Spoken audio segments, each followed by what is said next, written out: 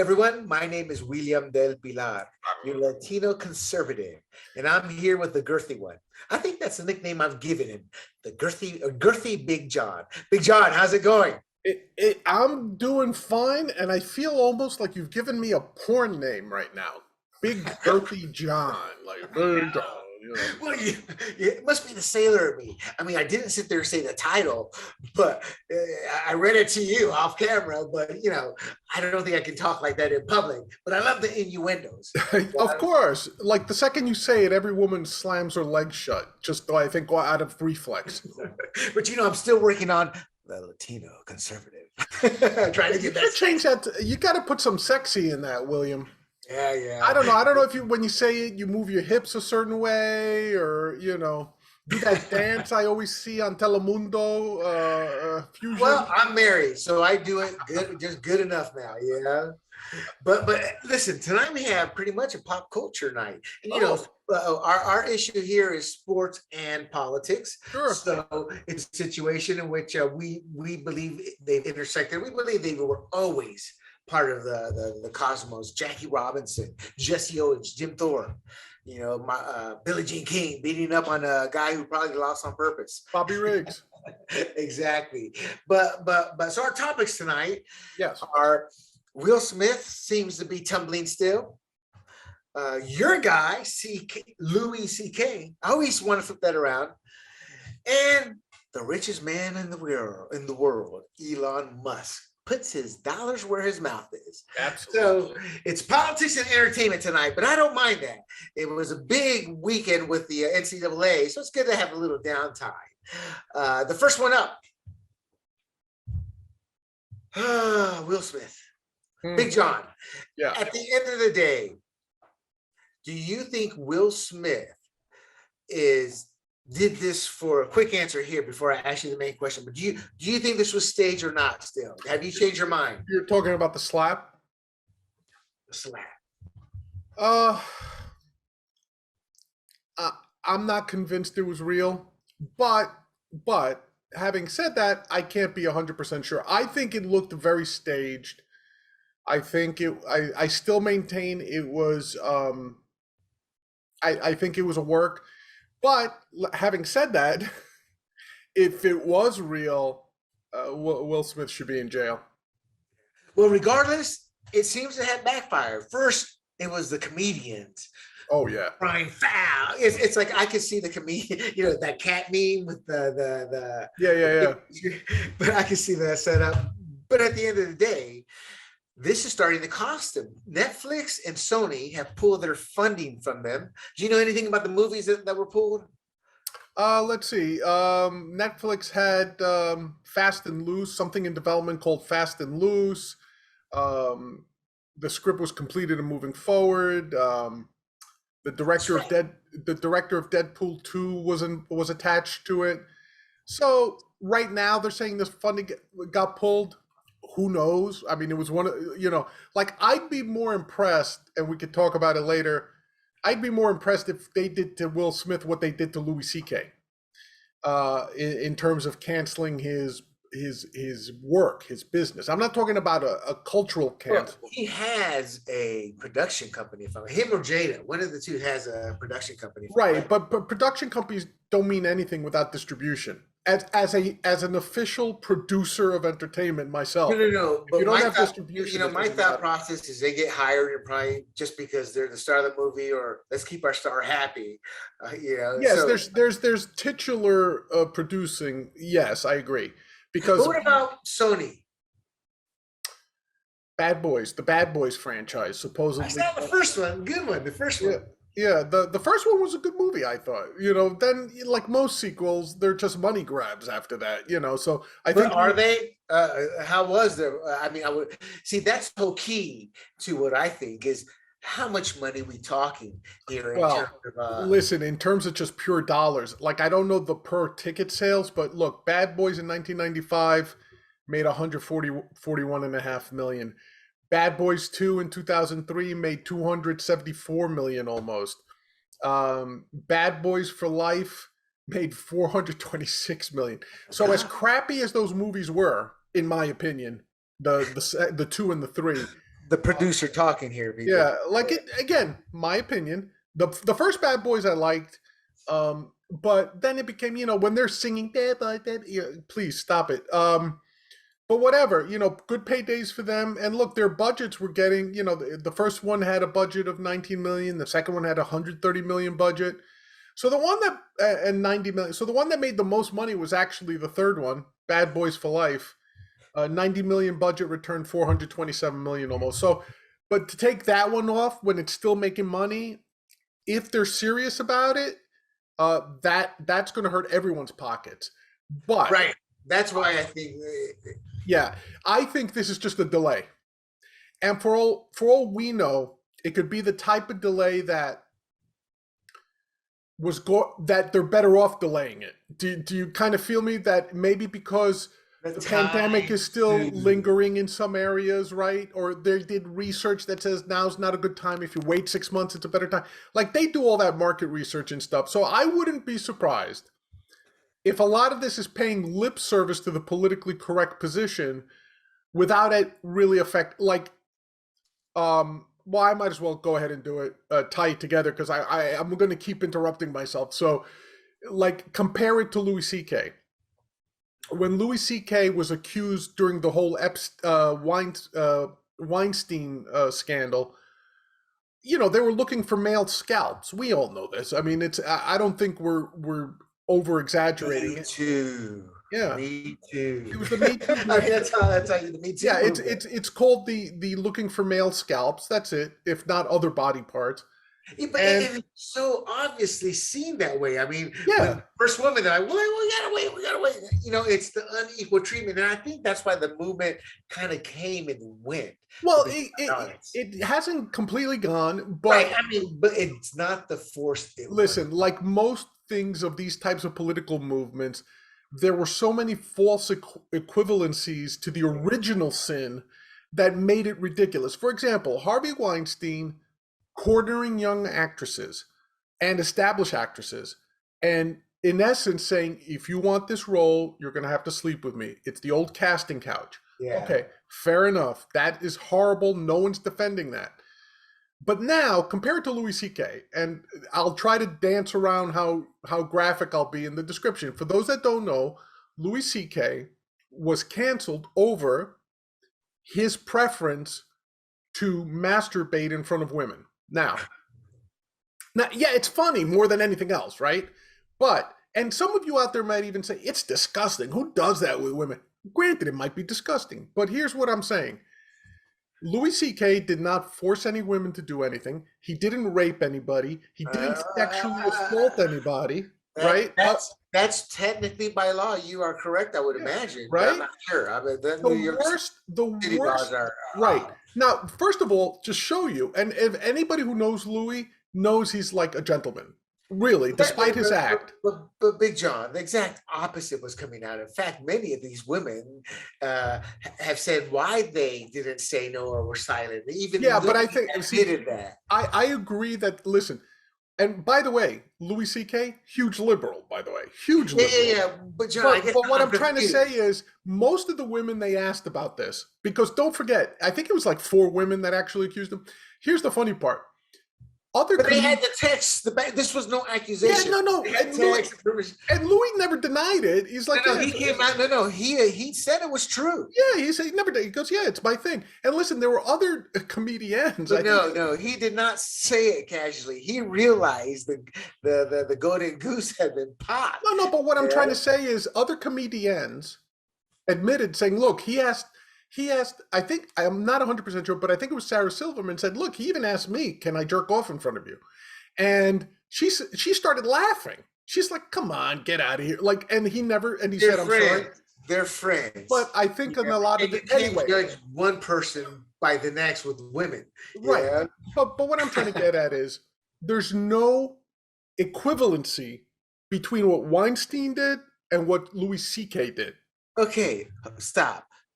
What's this got to do with Will Smith?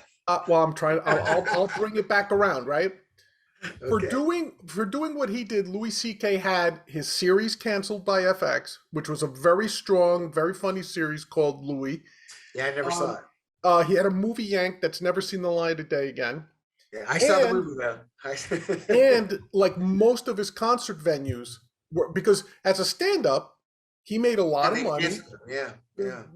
And he played large theaters. It's not like he played ha-has in Chuckle Hut And in that's just Boise, it. Idaho, right? And They that's just the reason for the other side having legitimacy. Louis was king. he was king and they brought him down. Now, and the other thing to throw in is all of this stuff for Louis C.K. wasn't money lost as a performer where he was getting paid by someone else. Louis is one of the few comedians who had the business model where he controlled everything. So it was his production company that paid for and then got the benefits of his FX show.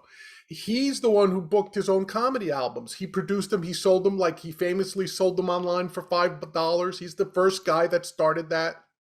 I guess my issue is simple. These women may have said yes, or they may not have said not yes, but just said nothing. And he went ahead. But Louis was king. And with that comes that potential power. Plus, some of the women, and he didn't deny this neither, have come out and said that the lawyer kind of threatened them. You know, Louis can make or break you. You know, see, and that's why it's not something that you can sit there and say it was equal choice. I mean, it's easy to sit there from the outside looking in, going, "Hey, I don't man, listen. no." Listen, I broke it down very carefully, I thought, because I said he didn't do anything illegal because he was No, never and charged you're with right. anything, No, no, right? I'm talking. What he did by most accounts is scummy and not something you would hope men are doing, right? Right, So, exactly. but having said that, it doesn't rise to Weinstein. It doesn't rise to Epstein, obviously, Yeah, okay, I see what you're saying. Those are right? the individuals that are just going to blame every man for And by whatever. the way, that's how the Me Too movement, like you said, lost steam. Like every sort of indiscretion became a reason to deprive someone of their livelihood. Now, Right, having said that, and because of the way he got canceled, Louis lost a lot of money. He lost a lot of money personally. right. Now compare that to Will Smith. Will Smith, if we think this was real, Will Smith physically assaulted a man half his size without provocation, right? He just decided he was going to walk up and slap a guy in the face or hit somebody in the face and then threaten him verbally again, right? Now, the Academy, being stunned in the moment, you could make the argument, say, well, we didn't know what to do. We didn't know if it was Oh real or not, blah, no, blah, blah. there's No, no excuse for that. I'm just saying, right? Even if you bought that argument, why does he still have his Oscar? Oh, well, the Oscar has nothing to do. Oh, I guess, I mean, people have rescinded trophies, but to me, once it's given in one, that's it. I understand that, but at the same time, we've seen awards taken away from other people after the fact, right? Yeah. Right. So why does he still have his Academy Award if you were really serious about violence, right? Because violence against women or violence against men is still violence, right? So, and this was real violence, and it was on videotape, and it was live on camera, right? So there's no excuse for what he did. Secondly, Will Smith, if all these things that have been shelved are actually shelved, never to be brought back up again, he's going to lose his salary, not his livelihood. Right? He can still be like the Fresh Prince if he wants to. He can still go like one of my. They got a new show. Yeah, listen. One of my friends from high school, someone I knew, is Christopher Kid Reed from Old Play. You know, the guy with the big fade fro and everything, right? Mm-hmm. Look, he's not a teenager anymore. He's not playing those teenager roles anymore. But he still makes a living. He goes around the country. He does stand up. He still does concerts, right? All these things are a way to make a living when you're your own company, when you're your own boss, right? That's what Louis lost. He lost the ability to go out and earn a living on his own. Well, let's wrap Will up here. At the end of the day, I think they're just waiting, as you said. It's going to blow over. It's going to blow over. You know, because people like him too. People love him too much as a person. Like he had universal appeal, white and black, right, Hispanic, male and female. He was an American movie star, and an American. Listen, like you said, I think in one of the previous shows, you said he was the Fresh Prince. He was the kid that your parents, if they caught you listen, if you were a white kid in Long Island or a suburban California, and they caught you and they said, "Oh, your kid's listening to rap," and they bust in and hear you listening to Will Smith or DJ Jazzy Jeff and the Fresh Prince or whatever they were called. That's what it was called. Your parents, what was their hit song? Parents Don't Understand. Right? That was their hit song at the time. Like, how, I never listened. it wasn't hard. You know what I mean? It wasn't a harsh gangster rap type of thing. So parents accepted them, white parents especially. So Right. so he built off of that, right? With the sitcom, with the movies. So like I said, for him to do this is especially hard. So to just X him out and say you're not earning anything, I think it's nonsense. I think in 6 months at the most, he's back to doing movies. I wouldn't be surprised if some of these shelved movies all of a sudden go, we feel he's paid his price, he's done his penance, he feels remorse, all this nonsense, and they'll bring him back. No, look, 427 million, Bad Boys 3, 427 million on a $90 million budget. By my math, that's 330 million profit. That probably doesn't include marketing overseas. Yeah. No, I think it's worldwide. I think it's worldwide. But my point is, that's like what is it? Almost a 5 times ROI. That's almost 4.5 times ROI, return on investment for a movie. Oh, exactly. It's amazing. That's why we agree. That's it. You think Sony's giving that up, William? Is Sony giving that up because he bitch slapped Chris Rock? No effing way. No effing way that's happening. All right, I get it, and the audience gets it. The man's coming back. I heard it was so bad. I haven't even watched it on the television, but the movie he made with his kid. So he's had a few bombs there, but he's Will Smith. Everybody loves him. But you were comparing Will Smith to Louis C.K. Ironically, about how they ravaged Louis C.K. So this is what happened. In 2017, he admitted to his years of sexual misconduct. Several female comics, including former colleagues, gave examples as masturbating in front of them after supposedly asking their permission. Right. Yet the women did not feel it was consensual, various reasons, but one of the predominant ones that kept coming up over and over is that Louis is king. He could make my career, but he could also break it with a bad word here or there. And there's legitimacy in that, as history has shown us more than once. Here's the thing. Well, hold on. I'll let you finish. Go ahead. I just want to set it up. That's over with, right? So he's had to deal with the repercussions for that, right or wrong. It's also supply and demand. Louis may have been king, but there were other comics we quickly fell in love with or followed, and he was forgotten. And my point with that is, in a weird, twisted economic way, those are some of the rules of how life and survival of the fittest. But that said, he lost, as you said, his FX deal. He lost distribution to I Love You, Daddy. And he vowed to take a step back. Take that step back and listen. But did he? Some people believe he did not, because he came back within a year and started touring again. So from there, he had to deal with it with the audience, but he came out with an album and he won a Grammy.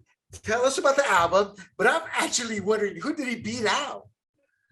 And then we'll get into greater discussion. Well, so he did win the Grammy. I think it was called Sincerely Louis C.K. was the title. On it, he jokes about the sexual misconduct. And by the way, in my opinion, the sign of a true comedian. He took his own pain and he turned it into a comedy routine. If you love Richard Pryor, that's all Richard ever did, right? He grew up in a brothel. He grew up with gangsters. That became part of his comedy act, right? So for people who are saying, oh, he doesn't mean it because he made jokes out of it. No, that just means you don't understand comedians. That's what comedians do. Not you personally, William. I'm saying people. But who did he beat out? He beat out Lavelle Crawford. I've heard of him, but now, Lavelle Crawford, if you've seen, I don't personally think he's all that funny. He's like this big, physically, he's a huge black dude with a bald head and a goatee. Oh, is it? And he kind of talks like you have to lisp all the time. I don't know what I'm thinking. He sounds like one of the Cosby kids from the 70s. Like who's that kid who kept going? Oh, I don't remember. Whatever that character was. I remember Fat Albert, the guy with the ski mask. Right. Well, Bill Cosby did all the voices, obviously, but that character kind of reminds me of Lavelle Crawford. But he's a big guy. I mean, look, he's entertaining, and the sight of him is funny. The sound of his voice is funny because he's a big man, but he has a very pronounced lisp. So that combination makes you laugh. But I don't like him. He's difficult to understand. He has a very pronounced accent. I'm not sure. I think it's a Southern accent, but it's very pronounced. And between that and the lisp, he's hard to follow. He was the guy on Breaking Bad, I think. He played the silent thug to the lawyer, I think. I'm not 100% sure, but he may have. I'm not 100% sure. Yeah. Yeah. He's that squeaky voice. He very lispy, very lispy. Yeah. High pitched. It's comical coming out of such a large man, and he was probably over 4 bills at one point. But another person that Louis beat out to win the award was Chelsea Handler.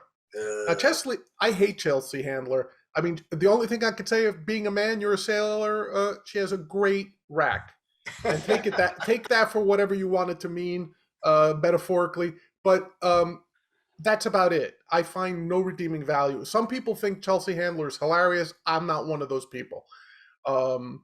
Louis Black, who is a comedic genius, he lost out to Louis C.K. Louis Black, famous, if you ever watched The Daily Show when Jon Stewart hosted it, he was the guy who would always come out for his Lewis's rants, and he's known as a guy who could, what about that? Why can't I get a break? Like he's one of those guys, jittery and jumpy and screaming all the time, and he's never happy with anything. And he's good. Yeah, he's hilarious, and he's particularly good in a theater setting. Like if you go see him on Broadway or off Broadway, that's his strength. It's not even so much traditional stand-up as it is that, like when you go to the theater, a true theater experience. Nate Bargatze, who's one of the lesser-known guys on the list, but I think he's originally from Tennessee. He does stand-up. His original stand-up is more like he portrays himself as the dumb Southern bumpkin. Not a redneck, but he doesn't play a redneck character like Larry the Cable Guy or any of those guys. He's not a blue comedy guy. But he's he just says, I'm from Tennessee and I'm just not all that smart. I don't know how to do math. And then he'll build his whole routine off of those premises. So, I mean, he's okay. I don't think he's a genius. I think he's I've seen him, but I don't know him. And I can't say he's entertaining, but not one of my favorites. He's okay, but not one of my favorites. And then, of course, the other guy he beat out, Kevin Hart.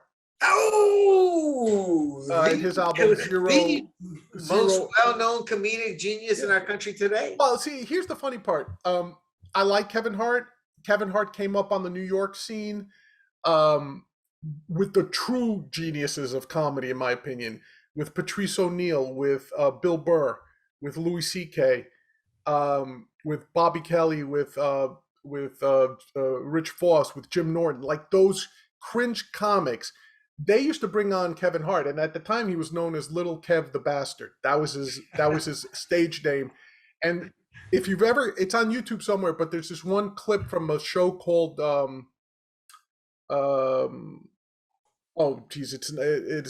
used to be a comedy on Comedy Central. There used to be a show, and for the life of me now I can't remember it, but it used to be Colin Quinn, another great comedian, by the way. I know what you're talking about. It looked like it was done at his apartment. yeah, and it was all just attacking the news of the day, sort of like what we're doing, but with those comedians. And there was this great scene once where Patrice O'Neal the late great Patrice O'Neal set up Kevin Hart to make a Shaq joke, and the crowd was booing him, and all you heard was Patrice laughing, and Kev goes, I thought you told me that was a good joke last night. And he goes, of course I did. I wanted you to bomb in front of the audience, And then at one point he picked him up and put him on his knee because Patrice was a huge guy, and it literally looked like a guy working a puppet. He just held him by the collar. You think Hart's embarrassed about those days or doesn't care? Kevin Hart to this day will tell you the greatest comedian he ever was around was Patrice O'Neal, and he was like his big brother. It hurt him when he died. But anyway, so when you look at that sort of list, the ones that I consider true competition in terms of talent would have been Louis Black and Kevin Hart. But again, maybe they go by sales, so I don't know what these albums did. But here's the thing: Louis C.K. himself. I think they're voted on. I think this is okay. They vote on. Yeah, but a lot of times these voters, if they don't know somebody, they'll just look up the sales. Charlie, the one that sold the most. And they do that for everything, not just comedy. They'll do it for music too. But Louis C.K., in my opinion, is one of the. And by the way, I'm antithetical to all his politics. By the way, for the most part, like the only position that I think you and I would agree with him on politically is gun control. He actually believes in the Second Amendment. So, but generally speaking, hey, look. He's mostly Latino. I don't know if you realize it or not. He's he's one of those white Latinos. You never see. He's a white Mexican. Yeah, he's a white Mexican. I believe his father was Hungarian and his mother was Mexican. I think that's the way that worked. I'm not 100% sure, but I think his mother was Mexican. But anyway, in my opinion, great genius because he's not only a great stand-up, he's a great businessman in terms of the way he structured stuff for other comedians, and also as a TV producer, a TV writer, a script writer. No, we get that, Big John, but spell it out. Let's hit this where it's headed. Louis C.K. won a Grammy tonight for an album that came out after his sexual assault. Yes. That he admitted to that contains him acting like a victim. First of all, you keep saying sexual assault. Thing. Oh, no. This is a quote. Oh, it's a quote. I'm sorry. Go ahead. Yeah. Let me take, okay. I'm sorry here. That contains him acting like a victim, saying, everyone knows my thing. My new comedy album came out this week. Here's one of the bits on it. But then she deleted that tweet. So she was attacking him. That was comedian Jen Kirkman, Dr. Mia Brett. Yeah, somebody who focuses on race and gender. Louis C.K. just won a whole ass Grammy while y'all are either calling for Will Smith's head or crying about cancel culture. There are no consequences for white, how do you say that? Kish it? Men. White, there's no consequences for white Kish-it men. And there's a few other ones out there. I think they're trying to say cis. By that they mean straight white men. Okay, so straight white man. That's you, Big John. You are a straight white man. So what they're trying to say is nothing's come about with Louis. I'm gonna let you take over, but honestly, I'm like, it's these people's choices. If they want to book him, they're gonna book him. If the individual wants to buy the album, they're going to buy it. Your morality isn't the same as others. And then you have to look at it from the legal and the ethical and come to your conclusion. But I tend to be a bit more biased on this because Louis, I believe, did abuse his power, whether he planned to or not. I don't think Louis would have screwed anybody's career, but he had that power. He definitely wouldn't have. With that said, what's your take on these women, Big John? They're idiots. Hold on. What's your take on these women? They're idiots. They're idiots. And this is a cis white male, and I'm be the first to tell you. First of all, Jen Kirkman in particular, being a stand-up comedian, I've never in my life understood any stand-up, in particular, stand-up comedians who immediately will jump on the bandwagon of any sort of censorship, any sort of blacklisting someone. To me, I can't even be. It's like journalists who call for government regulation of newspapers. It is the most idiotic. It is the most idiotic, anti-self-serving position I can think of. So, a comedian telling you like, "Oh, screw her." First of all, I've seen her before. She's not acting like a victim. I've seen her too. I've found her funny on occasion. But here's the thing: like, why is she complaining? Look, first of all, Louis C.K., everyone will tell you, is not only a nice guy, generally speaking, but he's gone out of his way to help people. He's one of the few, like Joe Rogan, that actually called out joke thieves. Like people who, like Carlos Mencia, who would steal people. Like he accused Dennis Leary of it when really? Leary was the king. Yeah, he accused Dane Cook of it when Cook was on top. And he was like, look, I know they're joke thieves because they've stolen my material. And he would produce albums that he produced 3 years ahead of those guys. And then 3 years later, word for word, almost, those guys had done, right? So he actually did bust him.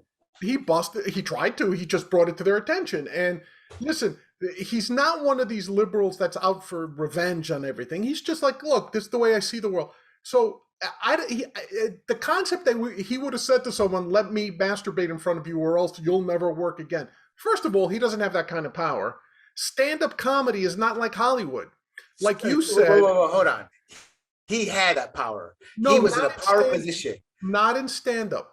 Not in stand-up. You sit there, you're telling me that a comedy club's one of these women were regulars at or something, he couldn't go to the owner and say, hey, I don't think you should have her. Well, why not? I may not be able to show up if you keep her here. Coming here. That's not happening. That's your opinion.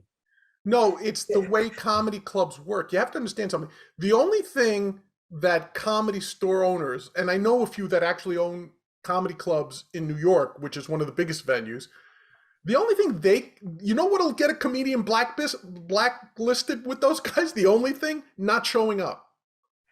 John, we're never going to agree on this for the simple fact, my agreement isn't that you're wrong. That I take and understand. You're not going to disagree. It's the fact that you don't seem to want or see or understand the power of a boss over the employee. And I do understand that power. No. And no industry is immune of it. This late, I just saw a Joe Rogan episode today. Yeah.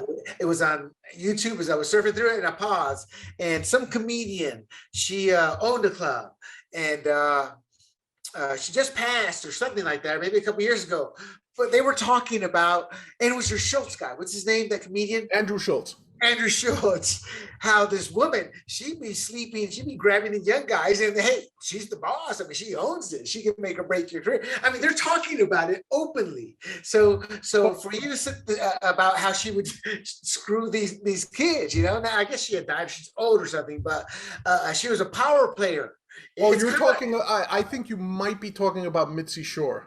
Yes, that's who it is. Yeah. Okay. At the Comedy Store. Yeah, and Mitzi Shore, by the way, was probably one of the most powerful women in show business. And I guess she was hot in her time. She might have been. Yeah. You know whose mother she is? Have you heard of Pauly Shore?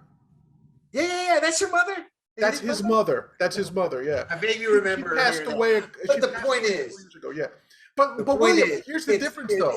But hold on, no industry is immune. It doesn't matter. You see, this is what I'm talking about by layering.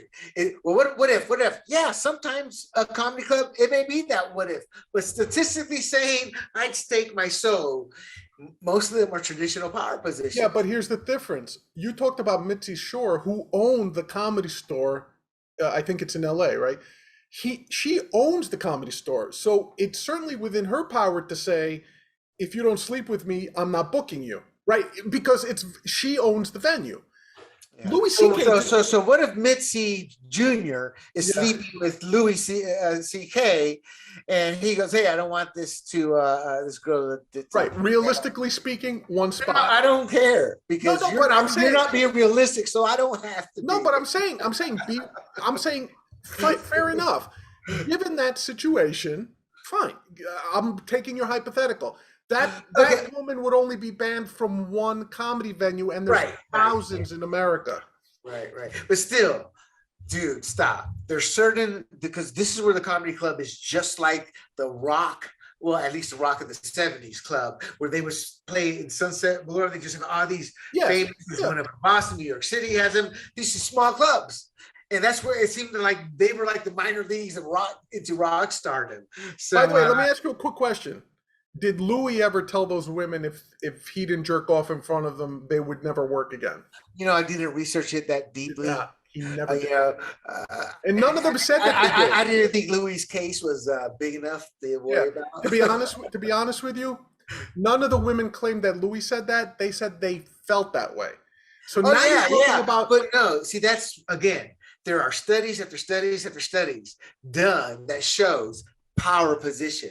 Sometimes it's better to keep your mouth shut. Plus, at the end of the day, here's my belief too. The average man is much stronger than the average woman. Absolutely. Yes.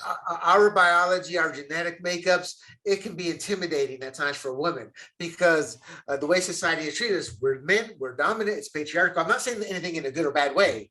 So, but when you add that to the equation, but then again, look at what was her name?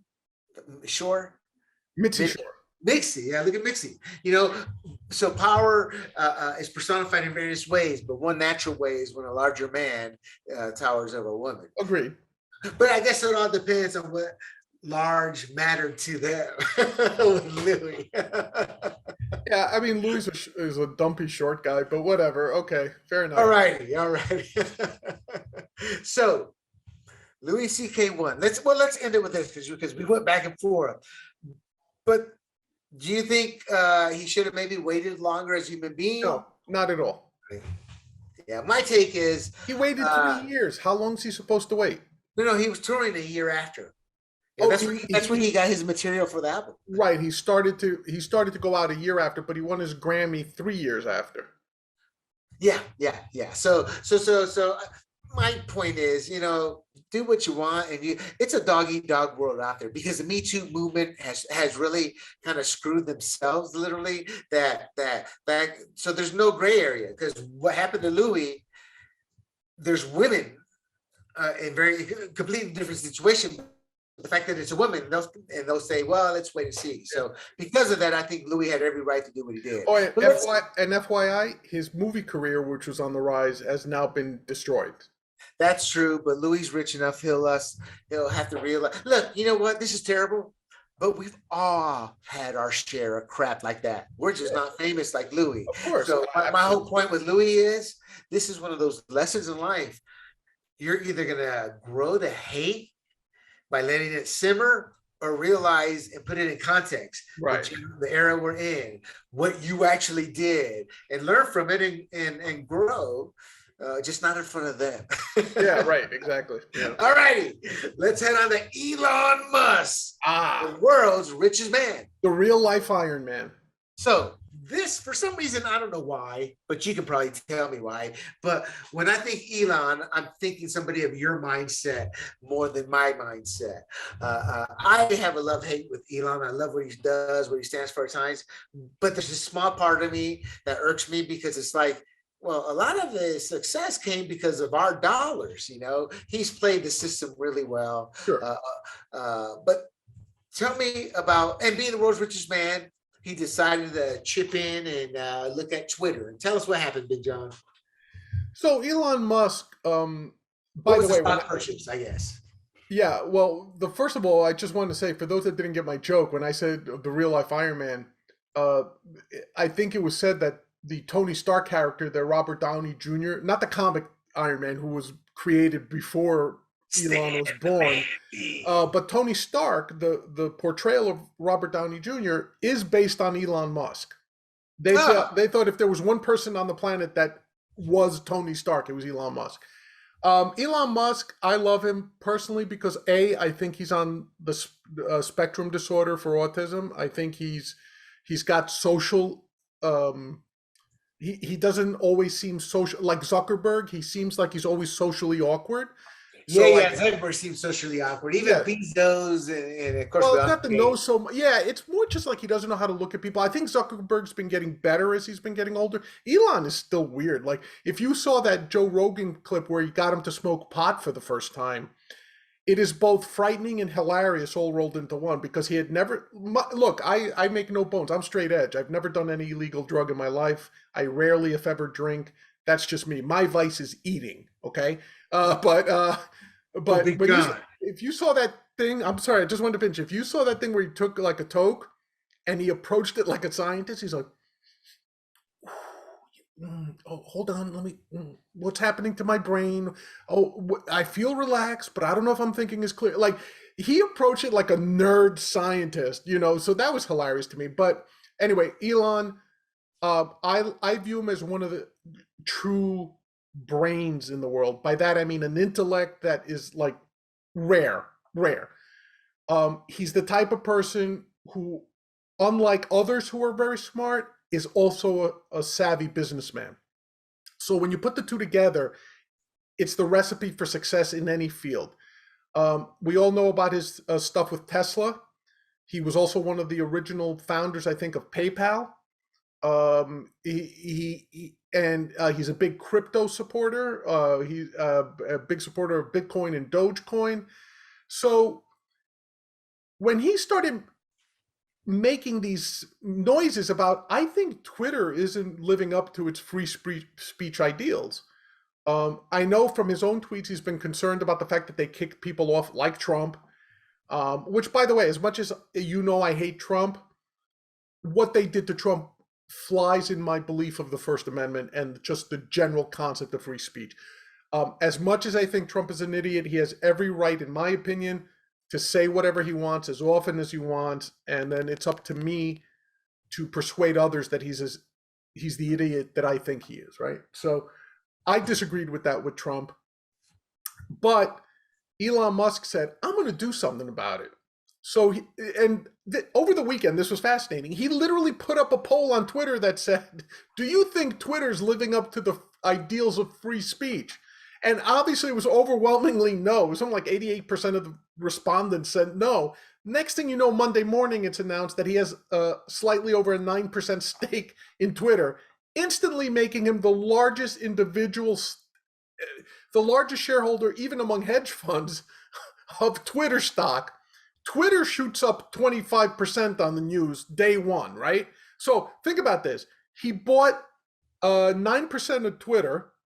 So what was it? Roughly 2.9 billion, I think. Oh, in terms of the valuation, it shot up. It was no, I'm saying his piece.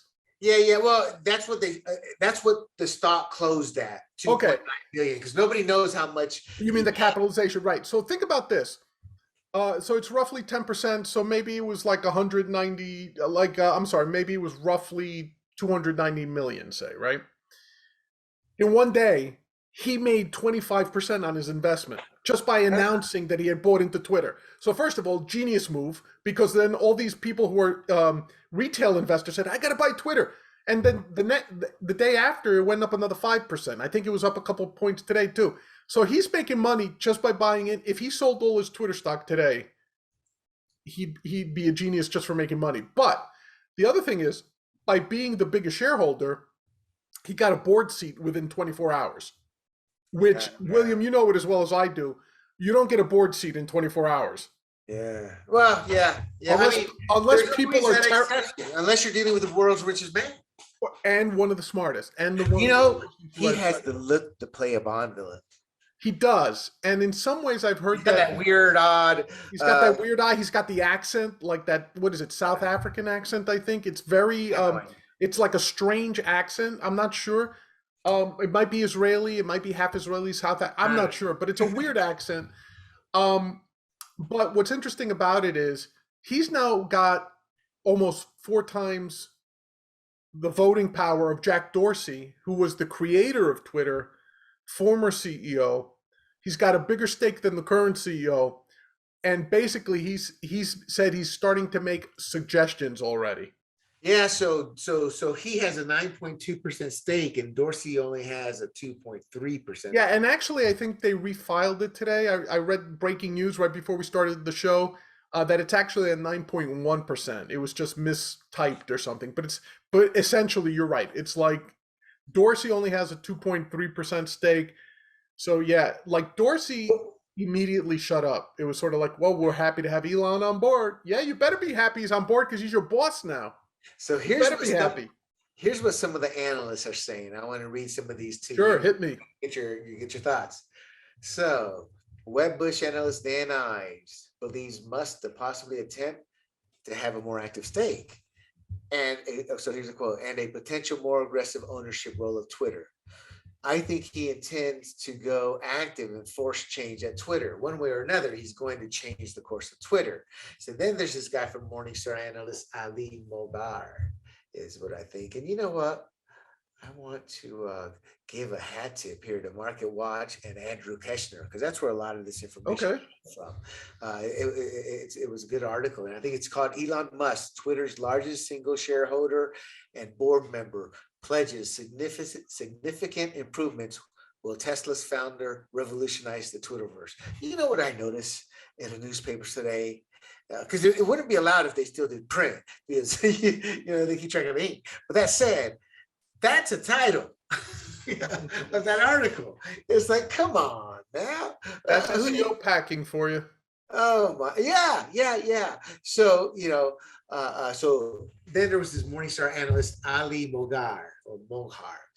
Musk has already indicated that he did not agree with the appointment of Agrawal and that he desires some changes. So it's all out there on what he's going to do. But based off his history of tweets, most believe that he's going to go there with the I bought more than 5% here because I want some corporate change, because I was researching and people who buy at that level. So what They do you want to think be activists. They want to be activists. Yeah. So what do you think? Do you think he's going to be an activist? Oh, absolutely. Let me ask you the follow-up now, so you can answer all at once. Do you think his activism will bring others to invest and create a coalition amongst them? I mean, because I guess theoretically that's possible and may have been done in the past. Yeah. See the first part of your question, absolutely. I think he will be activist until he gets bored with it. So he will try to establish rules within Twitter. Whether he's able to make it so permanent that even after he leaves, or if he leaves, that he could still resist any change, that's a different story. You don't think they're going to try to fight him? Hey, we are a leftist champion of what we love to call fake news media. You're not going to change that. I'm sure they will. Some will. But at the same time, look, the rank and file will probably be like, what are you doing? You're bringing hate groups back on. Like, look, if he says that Trump needs to be reinstated on Twitter, I guarantee you half that Twitter, at least half, will walk out and resign. Good riddance as far as I'm concerned, but I'm sure most of them would resign. If he brings back Gavin McInnes, if he brings back the Proud Boys. The point though is they're going to, you're trying to say there's going to be levels of pushback because we can throw out 10 zillion names. We can throw out 10 zillion names. Trump. And I mean, what's their general rule going to be? Their general rule will be the following. So I think Twitter is going to be what Gab and Getter and these alternate sites want to be, and to some extent are. They're going to be the following: unless we get a court order, anything goes. And we're just the platform, so you can't hold us liable for what anybody else publishes. Right. So you're saying they're going to become honest people over there. They're going to become a free speech platform, and this was brilliant. And I'm going to tie it into somebody that you're going to complain about. Okay, but add this to it. Yeah. CNN, one of their new ownership people, said that it would be good if CNN got to doing what it's supposed to be doing, objective news or something like that. So do you think this is the cyclical effect coming back around here? Well, it's always cyclical, but I don't know if that's for CNN. I think CNN is just reacting to lousy ratings again, but they've always had lousy ratings. Yeah. So the thing with Twitter, though, I think they're going to become free speech. And what I love about this is, unlike Trump, an alleged billionaire, Trump could have easily done let me not say easily. Trump could have done what Musk did, which was... I don't know. Hold on. Musk is worth like 240 billion. Trump's only worth what? Anywhere from 2 to 7 billion, I guess. Well, it depends who you talk to. If you talk to well, it doesn't matter. That's beside the point. Yeah. Look at the difference in the billions is what I'm trying to No, I understand. But what did that stake cost them? Well, what was it? The valuation was what? 2.9 billion. Yeah, 2.9 billion. I mean, if Trump's 1.2, you're talking about Trump. Trump can't do that. He doesn't have that kind of money. No, I understand that, but I'm trying to illustrate the point. Trump complained about Twitter, tried to get Twitter through regulation or whatever. Trump he never did. That was the problem. Well, he talked about it. He wasn't. Yeah, but he never did. I get what you're saying. Yeah. Trump's a bad example. Don't let the hate cloud your mind. Well, what I'm trying to say is compare what he did with Truth Social, which was he tried to raise money, collect from his rubes, and then build out Truth Social so he could speak to them. Right now, but that's what he always said. Right. So he never strayed for that. No, I agree with you. Yeah. The problem is Elon Musk. To me, it's not a fair comparison. Trump is one of hundreds and hundreds, probably thousands of billions. No, I don't.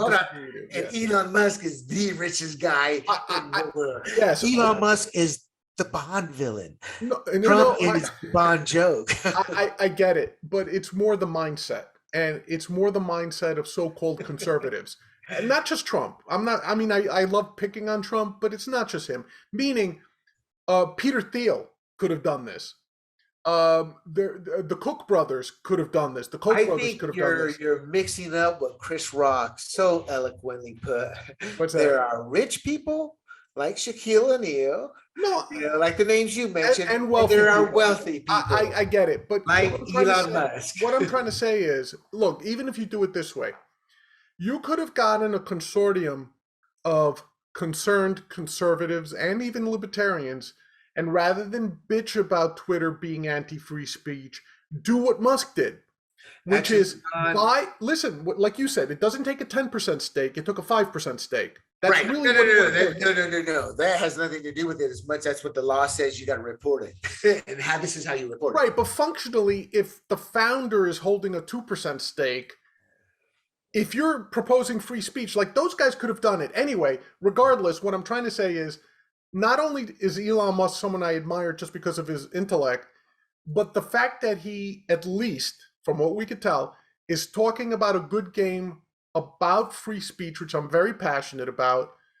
that he, rather than bitch about it, or even perhaps stupidly trying to create something from scratch, said, look, what is a tried and true free market capitalist solution? I'm going to buy a controlling stake. I'm going to buy a stake that allows me to make these changes. Stop. You assume this is as easy as getting thirsty, grabbing a cup, going to the faucet. No, that's how you're presenting it. Which is absolutely not true, and it's not how it works. This is what's really happening in America, because Big John's right. I usually am. The crowd is very dense in there when it comes to Trump. And here's why. Look, Trump is a cheap bastard. Oh, sure. Yeah. To do this right, you're talking a massive investment he didn't want to make. He was trying to do this on the cheap. Yeah. This has nothing to do. You can't compare Elon Musk to anybody. I agree. It's completely apples to oranges. So Trump wanted anything on the cheap. He's run into problems. The biggest problem is, I'm trying to make it. It's too many users for the system they built. He didn't scale properly. Yeah. But at the end of the day, he used open source software. Yes, Mastodon. So security is going to be an issue. Trump is a 70-year-old man. 74. Whether you like him or not, let's just assume he's a brilliant businessman. John will disagree. I'm like, you take 100 million to 7 billion to 2 billion even. There's got to be something smart. And at the end of the day, he could have given the proper, done this properly. Yes. He chose not to. And that's more along the lines of what you're trying to say, Big John. You're just trying to put it with Musk, because to get back to Musk, though, I think he wants to create change or just wants attention. He may be one of these quirky personalities. He knows this is something that's great publicity. Yes. He can always say, I tried without trying. So, I mean, I'm not saying he's going to do that. Yeah. I'm saying we don't know. No, listen. We've been burnt in the past. I agree with you that, look, Elon probably has a touch of narcissism to him, no doubt. That's a personality quirk of geniuses, actually. As IQ goes up, there's a lot of correlation to narcissism and psychosis. Oh, right. And let me give you my point that I wanted to say early on. I had one of my my guidance professors. We were assigned guidance or something like that in college. Got me to meet with, talk to. Hey, how you doing in your career?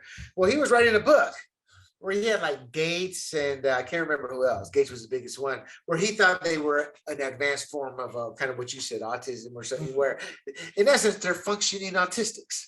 Yeah. And at first you'll be young. I'm like, yeah, that makes sense. But it's also the possibility they're just that much developed. They don't give a rat's tail about certain social skills. And once they achieve power, it's not that they're power mad. It's just they logically understand what that power gives them and how they can everything from how they can talk to people. So they're more brusque, more withdrawn, more intellect to the exponential level. Yeah. And that's what I think this guy falls at. He's one of those. That's one scenario. I think he's, whether he is or not, I think he has no inhibition or inability, rather, to function in society. I think he chooses to act and look that way or any of that. He's as normal as you and I, but just so advanced, he comes off odd. And he understands the power he has. I to some extent, first of all, I largely agree with you. I don't know if anything he Right. does, I don't think anything he does is an act necessarily. I think he's calculated. Like, for Yes. example, That's why he may be doing this for show. yes. Now, is it for show? Maybe. Look, it's no coincidence that he used Twitter to drive up his crypto holdings, right?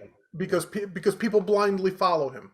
And Big John, he has been under scrutiny before, hasn't he? Oh, the SEC definitely has looked at him for stock manipulation, because he'd say something about Tesla like, "Is it time to sell?" You know, and he would tweet that out, and people would be, "Wait, how is this legal?" You know, it's like he's manipulating the market. You know, and to some extent, I agree. Hold on, how can you agree with your libertarian background? No, I agree that it's manipulation. I made no statement as to whether that should be legal or illegal. I'm just saying that it's certainly calculated that when he tweets something out, nothing's by accident. Like, it's not just, like Trump will throw crap out there that comes to the top of his mind at 2 a.m. Yeah, but it always comes true 2 years later when the real Allegedly, Mr. QAnon. But my point is that if you read an Elon tweet, it's never random and it's not just for giggles. There's always a deeper purpose behind it. It's strategic and it's planned. Like, even when he puts stupid memes up, it's like he's Q. It's like he's Q. All the Elon fans will sit there, and if you watch his Twitter timeline, it's all these nerds trying to figure out what he meant when he puts up a picture of a dog on the moon. Like, oh, what is that? Does Elon mean we should buy Dogecoin? Oh, that's what it means. Let's go buy Dogecoin. Then it's the others that are saying, no, it means it's too sky high. It means you got to sell, you know, and it's this whole industry off of one meme. He's right? become a bit of a cult icon. Yes. Like how Steve Jobs became his final few years. Like who? Steve Jobs. Oh, right. That icon that kind of has their own cool. Yeah. It's kind of funny because you would think Bill Gates has that too, but I just can't imagine Bill Gates having his own cool. He's a smart guy. But Bill Gates is a smart guy. He's also a very unassuming guy. Like, whereas Jobs was a raving asshole, like, as genius as he was, there isn't anybody who worked with who wouldn't tell you he was an asshole. Like, that's the most used adjective. I know Steve Jobs was like that too. Huh? Jobs was like that, or Jobs. Jobs was like that's what I'm saying. Steve Jobs was the asshole. Oh, I thought you said Bill Gates. No, Bill Gates is unassuming. Like, most people think, like, don't even. I heard that, but I thought you meant Bill Gates at work. No, that's Jobs' reputation was built around that. Yeah. I guess. I remember my wife was reading the biography written by him that was popular a few years ago. Yeah. She was like, "Man, this guy's an asshole." Yeah. When he used to walk into rooms and just start screaming at people because they didn't see his vision, and he would just berate people. Like, it's legendary at Apple what he used to do. But if there's a heaven and a hell, I hate I'd probably cringe being a fly on that wall. Whoa, dude, you're gonna go down there that long? Well, who knows? Unless they use iPhones and. No, but I'll leave you with this. Just a simple anscer. I'll give you a chance of redemption. The smarter move to buy a social media giant than build one. Do you think he actually saw what Trump goes, I'm not, because you never know. He may have been thinking that too, just bleeps and giggles. Then seeing Trump, do you think he was like, that move's not going to work, I'm just going to try to grab it? No, not at all. I think I think in his own mind, like, he didn't wait for Trump to fail before he made a decision. I think this, as crazy as it sounds, was as much a spur of the moment decision as could be for someone like Elon Musk. I think he views Twitter as a great medium, especially for someone like him, right? One tweet and I'm out. I don't have to write a whole page. It doesn't take me a lot of time. And he's an influence broker on Twitter. So yeah, I don't think he was influenced by Trump at all, because look, actually I think he waited and watched Trump and watched. No, I'm kidding. I agree with you. It was Big John. I think we can call it a night. Sure. Yeah. Now that I've totally thrashed Trump, I'm happy. Exactly. Look, I was just talking to somebody today about Trump and how he's done some stupid and idiotic things. Like, for example, endorsing that one good old boy in Georgia, or look, he shouldn't have endorsed anybody in the Alabama Senate race, but he hated who was a former Jeff from Sessions. Alabama. Jeff Sessions. Jeff Sessions, he should just stayed out of that. That's so he's done some dumb things. So no. Did you hear him in what was it the other day in Michigan? Yeah, did you hear what he said? He's in one of those. Who is this idiot Georgiopoulos? I want a piece of him. And I wish he would say that. I'd have no problem beating on a 75-year-old. I am not that. Oh, you would pull a Will Smith on poor Donald Trump. But no, I was going to say, did you notice that he was trying to talk about whoever he's trying to primary? His guy is trying to primary in Michigan. Oh, yeah, no, I didn't see it. What did he say? The opponent's name is Meyer. Well, here's why Trump messed up. So he actually started making fun of the way the guy spells. I think it's a guy spells his name, which is Meijer.